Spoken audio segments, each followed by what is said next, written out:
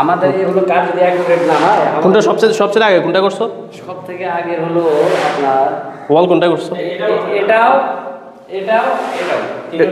এটা সবার আগে? সবার আগে কোনটা? এটা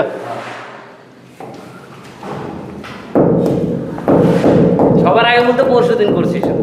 পরশুদিন না? হ্যাঁ, এখন তো আর তোর কোনো টেম্পার কিছুই আছে।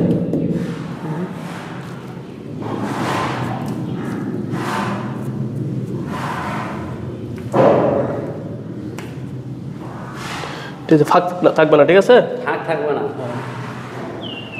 এখানে আমি একটা জিনিস হচ্ছে, এই দরুসাদি যারা প্লাস্টার করে, এটা একটা সময় আমরা নিজেরাও এলাও করতাম না, কিন্তু দরুসার কাজ ভালো আছো? দরুসার কাজে একটা সুবিধা আছে। আমি বলি সুবিধাটা হচ্ছে, আমরা নরম মশলা দিয়ে যখন প্লাস্টার করি, প্লাস্টার করার পরে যখন প্লাস্টারটা উঠে যায়, মানে যদি ক্র্যাক হয়, একদম একসাথে পুরো প্লাস্টারটা অনেক বড় জায়গা জুড়ে চলে আসে। কিন্তু দরুসাদি করলে এটা কখনো তোমার এই ধরনের ক্র্যাকটা আসে না। তবে হ্যাঁ, এটা যখন প্লাস্টারের একটা আছে না, একটা তো হ্যাঁ পুরোটা নেমে যাবে, কিন্তু দরুসাদি করলে সেটা হয় না। তো এটা আমরা দেখার পরে এখন আমরা নিজেরাও বলি যে না, এটা করা যাবে, কোনো সমস্যা নাই, তবে সিস্টেম মোতাবেক কাজ করতে হবে। এখন তুমি যদি সিস্টেমের বাইরে গিয়ে কাজ করো, আর একটা হচ্ছে যদি দরুসার সিস্টেম যেটা, যে কতটুকু পানি দিতে হবে, এইটা যদি মেনটেন করতে না পারো তাহলে সমস্যা। হ্যাঁ, ওয়াল যথেষ্ট ভিজাইতে হবে, এবং